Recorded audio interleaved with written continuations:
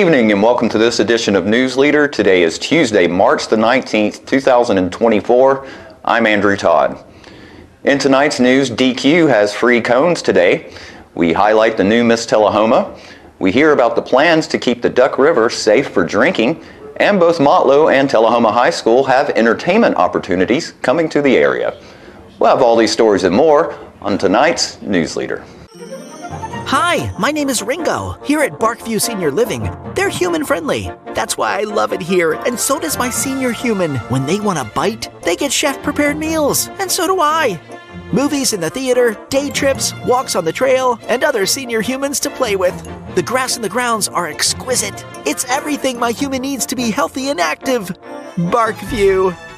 Parkview Senior Living. For your dog's best friend, you.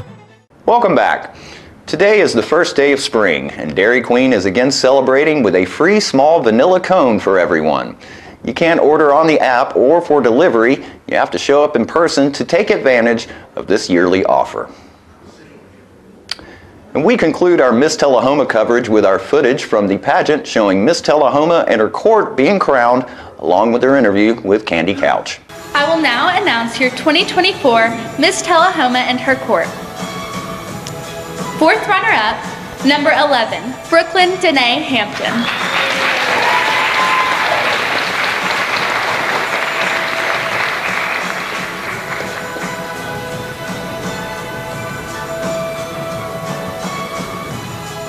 Third runner-up, number 2, Jadalyn May Cashin.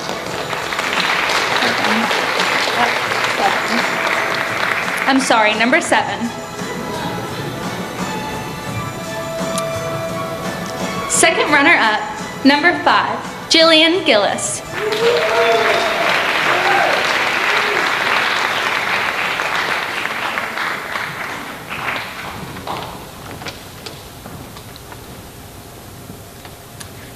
First runner-up, number 1, Lainey Kelly.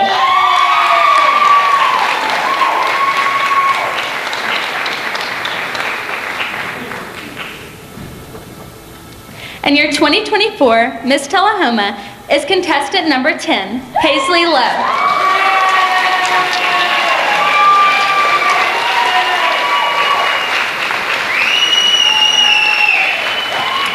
Congratulations, Miss Addison Mahaffey will crown your 2024 Miss Tullahoma.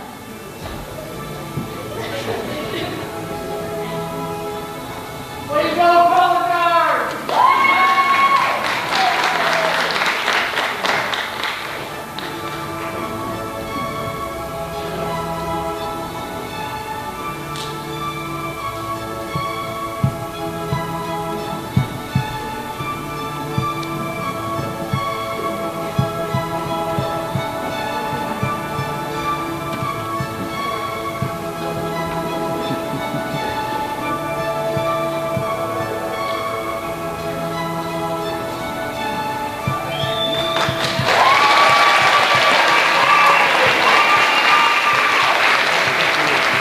Miss Tullahoma, please take your walk.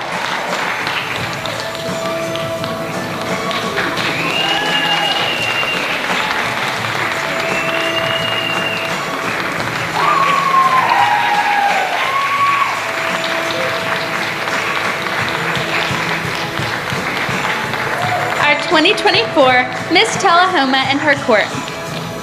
Okay, great. Folks, I'm here with the brand newly crowned Miss Tullahoma 2024. Yes, and Paisley Lowe, tell me, what year in school are you? I'm a junior in high school. You're a junior in high school. And what is it that you enjoy doing? What's your thing? I love band color guard. I'm on the rifle line, and I love it so much. I've been doing it since my freshman year, and it's just an amazing experience ever. There's nothing like the band family at THS. I'm so glad. But you don't get hurt when you play the band. It's not a physical thing like football. Oh, it's very physical. Well, I mean, as far as getting in, getting hit and all that stuff. What do you play? I know you said you are in the flag corps. The flag color. Do you play an instrument as well? No, you do not. Okay. Well, then tell me what else you like to do. Well, I'm in the HOSA. It's the Health Occupational Students of America, It's super fun. I'm going in March, and I'm super excited. It's health education, and I just love getting to talk to little kids and just get to teach them all about the healthcare field. That's great. That's great. Well, now, do you have brothers and sisters? No, I'm the only child. But now I've seen you on the stage before, and I Yes. think you own the stage when you're out there. Thank you. Okay. Was there anything else you'd like to share with the folks? Have confidence. Confidence is key, and just remains true to yourself, because at the end of the day, that's what's most important. Well, thank you so much, and I hope you have a great year. And Rain is Miss Tullahoma, okay? Yes. Okay, thanks, folks, for watching, and here we go. Thank you. After these messages, we'll be right back. Hi, I'm Terry Stroop with Stroop's Accurate Refrigeration, your #1 hometown HVAC company. We offer dependable and reliable service on all your HVAC equipment. We also offer high-efficiency trained cooling units. Call us for your cooling needs. Your comfort is what we do. It's summer, call Stroop.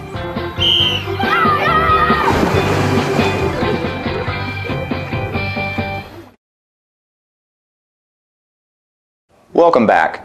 Montlow's music department is proud to close the 2023-2024 school year with 2 free musical performances on the Moore County campus and invites the community to come along to enjoy the entertainment.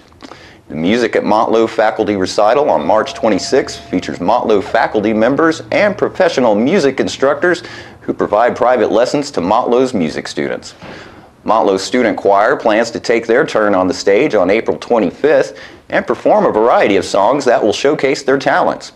The Humanities Department makes these performances available to all who wish to attend and asks for donations rather than ticket fees to fund future performances and enhance Montlow's Humanities Department. Vocalists and instrumentalists participating in the Music at Montlow concert include Eric Lacrone on percussion, John Cook on guitar, John Harris on strings, Jonathan Woodfin on vocals, Sharon Edwards on vocals, Lisa Maurer on piano, Tom Maurer on woodwinds, and Dr. David Bethea on brass. The show starts at 7 p.m. and does not require a prior reservation. The annual Student Spring Concert begins with the serving of refreshments at 6 p.m., while the music begins at 7 p.m. The Montlow Vocal Ensemble consists of JoJo Jones, Ali Lingerfelt, Cheyenne Matkondo, Elizabeth Parvin, Brianna Pence, Marvin Robinson, Giovanni Salazar, Alexa Thompson, and Cohen West. The community band consists of both Montlow students and local musicians. Student musicians include Naomi Bayer on clarinet, Cameron Orr on clarinet, Giovanni Salazar on saxophone, and Christopher Spence on percussion. Local musicians include Paul Bischoff on trombone, Paul Bischoff Jr. on trumpet, Lisa Maurer on piano, John Cook on guitar, Eric Lacrone on drums, Noella Suarez on trumpet, Brian Fleck on bass, Mark Malik on trombone, Stephen Malik on alto saxophone, and Benjamin Malik on percussion. According to Dr. Bethea, Associate Professor of Music, they always look forward to performing the spring concert and hope to have a big day at Montlow and a big community turnout. Montlow asks that those who plan to attend the student concert reserve seats ahead of time by emailing aparish@mscc.edu or calling 931-393-1709. We conclude our story from Lyle Russell's recent Lunch and Learn, where he discussed the Duck River watershed and its importance not only to Tullahoma and Coffee County, but to hundreds of thousands of people who derive their drinking water from the river. In this clip, Lyle discusses the plan to keep the watershed safe and clean for the people and animals that rely on it. There is a lot of people that put time into this river system. Too far. The 4, though, or the 5, though, that have the biggest stake in what has happened are those 5 logos there at the bottom. Obviously, the Corps of Engineers was responsible for the plan. The Tennessee Duck River Development Agency has an office in Shelbyville, and they are a governor-appointed board that kind of makes these decisions for us, called the Water Council. And it makes up Nature Conservancy. They are a big proponent of fixing things on the Duck River. Obviously, the Tennessee Department of Environment and Conservation, And the Buffalo Duck River Resource Conservation Council, those are the 5 main bodies that affect the things that are done. The Nature Conservancy, there's nobody here from there, but hats off to them because they do so much awareness programming and fundraising and river cleanups and things that go on this river. I don't think it would be as good as it is without them. So hats off to the work that they do for that. And then, like I said, they have the Water Resource Council membership is the governing body. So if you wanted to do something on the Duck River, they're the ones that you want to talk to. So they mapped it by helicopter. We just had a helicopter take off from across the street. But the goal of their plan is they went and did this very extensive data collection map, and they did it all by helicopter through the U.S. Geological Survey. And it said the goal of this watershed plan is to identify and document water resource related problems, needs, and opportunities in the Duck River and provide specific implementable recommendations. They did a pretty good job with it. When I was going through, my professor actually, he got an early copy and he said, you're going to have a hard time finding problems with this plan. And I thought, well, that's not good for me, but it's good for the watershed. At least they did a good job of putting it together. So I'm going to run you through a few of the things that they had. They went through 5 core problems, and these are them. The water demands, because Tennessee is a great place to live, and a lot of people want to live here. And so they're moving here by the thousands. And eventually that water system is going to become strained. So water demands from growing urbanization, water quality. We've been voted some of the best tasting, cleanest drinking water in Tennessee. We want to keep that standard. The ecosystem degradation, I'll hit that at the very end. Land use changes. This is where development, livestock, cattle, all that kind of stuff comes in. People that want to clear the riverbank so they get a nice view of the river, but they don't realize that when the rivers rise and all those tree stumps are gone, all that erosion happens, and they lose yard every time the river rises because it washes out into the creek. Where if they would leave some of that riparian area alone, it would help with that. And then of course flooding, and I'm going to show you a video when we get to that part about that. So the first one, whoops, move through. These are some of the solutions that they have. I think I've passed the challenges. So these were the challenges that they identified for our area in particular. And now, of course, when I say our area, I'm talking about the watershed as a whole, not necessarily Tullahoma. But this area, and that map on there is pretty indicative of what our southeastern United States is becoming. That's an urbanization map, and it kind of shows the expansion of where a lot of this demand is going to come from. Tennessee is, or where we are, it's a smaller spot, but it's growing. And so on every map that I found that showed any of this, our area is, the people want to live here.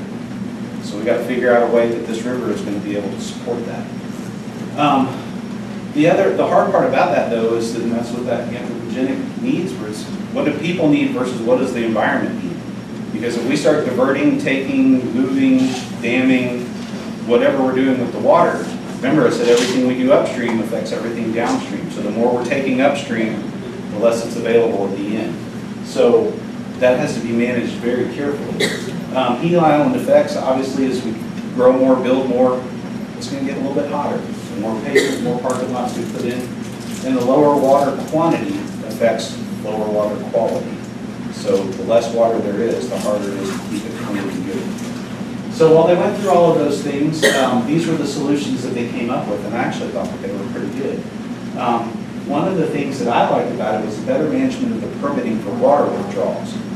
Apparently, that's a bigger issue than I ever thought it was. I sit in a meeting every Wednesday morning with one of the water managers from TUA, and we talk about this occasionally. And it's a very hot topic because Normandy Lake, it's a great resource for recreation and all that stuff, and we get our drinking water from it, but it is going to more and more people. Like I said, Hillsborough, Summitville, Tullahoma, Manchester, all of us are pulling gallons from that lake. Eventually, we're going to pull too much, and that's why we got to have really good water managers in place, and right now we really do. The Duck River Utility Commission, Randall Breaker and his team down there, and over here at TUA, they do a fantastic job of making sure that Tullahoma has what it needs. Forget the number, I want to say, I think the last time I talked to Dale about it, I want to say it was 250,000 gallons a day-ish is about what Tullahoma pulled. And I could be wrong on that, but I think that's what he told me. That's a big number. just for Tullahoma. So now throw in those other places that are pulling that much or thereabouts just from Normandy Lake. That dam allows water downstream. So we're pulling that, they're pulling theirs, and as they get to the end, I'm surprised there's a little bit more than a trickle. But apparently there is, because they're doing pretty well. And the groundwater and surface water, this is where the development kicks in. The more developments and things that go near riverfront, and riverfront property is very expensive if you've ever priced it, it blocks water flow. So every impervious surface that gets put in stops a wetland from draining to where it needs to go. That's how we get stormwater problems, just like we have some places here in Tullahoma. So every time we build something, we really have to pay attention to what we're putting in and where that water is going to be routed to. But the point of it is that, you know, the little things run the world. And if we take care of the little things, the big things will be just fine. So keep that in mind every time you're brushing your teeth and you leave the water running. Or if you go outside and you throw your old coffee out on the ground. Dispose of stuff properly, and it'll help us all out in the long run. So thank you all very much. I appreciate it. Y'all have a great rest of your day, and I hope to see you next month. Thank you. We'll be right back after these messages. It's not invoice. It's not MSRP. It's not Christmas Day, although it may feel like it. It's the lowest prices in Middle Tennessee, period. Get to Stan McNabb Chrysler Dodge Jeep Ram or Stan McNabb Chevrolet Buick GMC Cadillac before these prices are gone forever. Welcome back. Who doesn't love a little math to go with their mysteries? Shortly after spring break, East Middle School will host a production by the EMS Drama Club, followed by Math Madness on Tuesday, March 26th. To start the evening, the EMS Drama Club presents Murder by the Book, a whodunit mystery that promises to have a twist that you've never seen before. Showtime begins at 6 p.m. Since January, EMS actors have been working on the production. The play features a wide range of characters with unique backgrounds that help make for an enjoyable performance. Spencer Odette, who plays Reginald Worth, a Shakespearean actor, said, quote, "There's a murder and detectives are trying to find out who did it. Every time somebody is ruled out, something happens to interrupt the finding of the culprit. It's practically just a version of Clue," end quote. One of the other suspects with the play is Evelyn Navin, who plays John Tex, said, quote, "I'm a cowboy from Texas who is also an oil tycoon. It's a different role, but I'm having fun. I'm pretty excited to perform this for an audience," end quote. In this production, characters are interviewed by Detective Jane Payne, who is played by Leah Reese. Throughout the production, Payne and Officer Kim, played by Allie Thomas, interview the individuals to find the culprit of the crime. Reese joked, "It's really fun. I like yelling at people." Jane Payne has around 200 lines, which is the most I've ever had, and I'm loving it. She goes on mega rants and has to do breathing exercises because everybody and everything is pushing her buttons. "I cannot wait for the people to come out and see this play," end quote. Showtime on Tuesday, March 26th is at 6 p.m. And following the Drama Club's production, EMS 6th grade mathletes will host Math Madness, which takes place in the gymnasium from 7 to 8:15 p.m. Those attending can get in a bit of basketball and a whole lot of math during what is sure to be a really fun evening. And we'll be right back with more news after these messages. We teach Parkinson's patients how to move big and not let the Parkinson's slow them down. I've had patients I've treated in-house that could not even stand up, could not roll over in the bed, left the facility walking with a walker, have come back to us in outpatient and continued their big program and are now completely, handling life. The success of the program is just phenomenal. Let us champion your recovery. Life Care Center of Tullahoma. Welcome back. In this episode of Coffee County Mayor Judd Matheny's Mayor's Message, Judd sits down with Coffee County Judicial Commissioner Courtney Zettler. Hi, this is Coffee County Mayor Judd Matheny, and welcome to another edition of the Mayor's Message. We have a new and super special guest with us today named Courtney Zeitlin. Courtney is one of our new judicial commissioners in Coffee County, and she is offered herself up and a great set of skill sets she has she'll tell us about but she's offered up her time and efforts to the community to be a judicial commissioner. Now, being a former law enforcement officer myself, I can tell you that this is one of the most critical points in the criminal justice process, in that it's up to her in many cases to determine whether a crime has actually been committed and the severity of that crime, to write the arrest warrant for it, potentially write search warrants for it, and to sign them. So she will be interviewing police officers, she'll be interviewing potential defendants, she'll be interviewing witnesses, talking to district attorneys, heads of law enforcement agencies, in order to make the best decision possible. And the discretion and the research and the due diligence that she puts into each one of those warrants can be life-changing for anybody. If a judicial commissioner is not properly trained and they don't take the time to do the due diligence in an issue, it can really run somebody's life. If they do take the time and they do things right, it supports the officer and supports the community and supports the victim. So she has an awesome responsibility in front of her, and she comes to us highly qualified. So Courtney, if you'll tell us about yourself, we'd love to hear something, please. Well, thank you. I come from the world of academia. It's a lot of thinking, it's a lot of theory, it's a lot of critical thinking. Yes. But this job, of course, raises the stakes, where my decisions can be monumental in people's lives. Monumental in people's lives on that very day. Yes. And so I'm very attracted to get out of the world of theory and come live in the real world. That's right. And you will be talking to people at some of the most heated moments of their life too, so you really do have to sort through a lot of things. And so I've got more degrees than anybody should ever have. I have been to school forever. I have worked at the University of the South, but I am able now to sort of choose where I want to go next. And I bring, besides all my schooling, my teaching, my research skills, I'm a mom of 3, and I've raised them to they're young adults, and I'm watching them become the people that they are. And that's really exciting too. So I've made some important judgments along the way that way.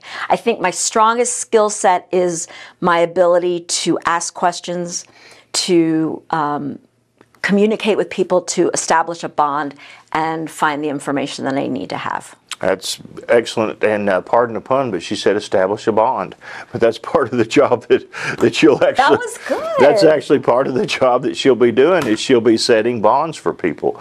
And, you know, she has to take the severity of a case into account when she does that, as well as the flight risk of the individual, you know, and the potential that they could infract again, create another crime in between where she is now and where the criminal justice process finally takes them. So, man, it's an awesome responsibility. It is, and I am so ready to come into that and to serve the people of Coffee County. We very much appreciate your excitement and your enthusiasm, and she was interviewed by folks from the district attorney's office and the sheriff's office and myself and of course HR and did not know all those people were going to be in that room. Yeah, well, that's how important this job is. It really is, because and you know, you being a critical thinker, you being a good communicator, you being an excellent writer, excellent researcher,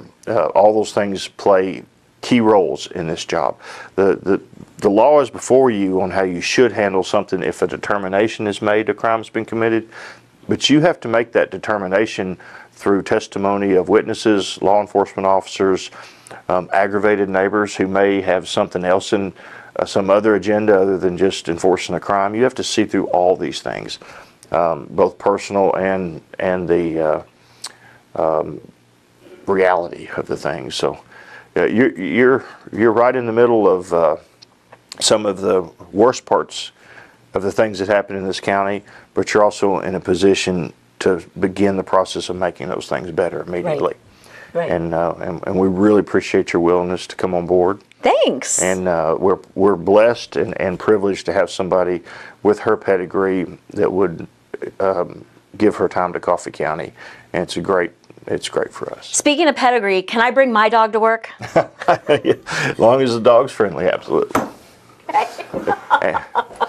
Yep, I've got mine registered to service dogs and try to do everything right too. I was a canine officer when I was in police also, so I've always had a... Oh, that's awesome. My dog is not a pet, like no, she's a hound dog from Alabama, so probably not. She's probably not going to make it. Well, we look forward to your swearing in today. And I'm excited too. We look forward to the time you'll spend with us. And if there's anything you'd like to say in closing? I love, I feel like I'm amongst my tribe here. I can't wait to meet all of the people that I'm working with for and on behalf of. I'm a patriot. I love this country. I love the police. And I believe in the pursuit of truth. And so I'm here for it all. Well, thank you. And I know our troopers and our Manchester and Tullahoma officers and Coffee County deputies and Arnold Engineering Security Forces, all those folks are going to be proud to have you, and you're going to be working with some of the best of the best. And Thank you. We appreciate you, and we appreciate you for watching, and tune in next week for another edition of the Mayor's Message. And don't forget to tune in to this week's Living Show tonight at 6:30 p.m., Thursday morning 9 a.m., and Thursday, Friday, and Saturday evenings at 6:30 p.m. On this week's show, we'll hear from Tisha Fritz about Tullahoma's upcoming TEDx event. Mayor Ray Noas will stop by, and musician Don Jones will entertain us with his unique take on the banjo. We'll have all this and more on this week's Living. And stay with us. We'll have your weather forecast right after these messages. Hi, I'm Fran Gray with Alzheimer's Tennessee. When you receive a diagnosis of Alzheimer's disease for yourself or someone you love, please know that you do not have to go through this journey alone. Alzheimer's Tennessee is here for you to provide support and education, all the help you may need to get through this challenge. Our number is 931-434-2348. We encourage you to give us a call. We're here to help. Welcome back. We'll take a look at your weather forecast at this time, starting with your weather history on this date. Our record high was in 1982 at 83 degrees. The record low was in 1923 at 15 degrees. The average high for this day is 62, and the average low is 39. Clear and cold for tonight with a low of 36. Sunny skies expected for Wednesday with a high of 67 and a low of 39, and cloudy skies for Thursday with a high of 65 and a low of 47. And in closing, it's with a heavy heart to announce that this will be the last episode of News Leader. On behalf of myself, producer Philip Scoggins, and the entire PHET production crew, I just want to say it has been an honor and a privilege to be invited into your homes to bring you your local weekly news for over 30 years. And in the words of Edward R. Murrow, one of the greatest journalists to ever live, good night and good luck.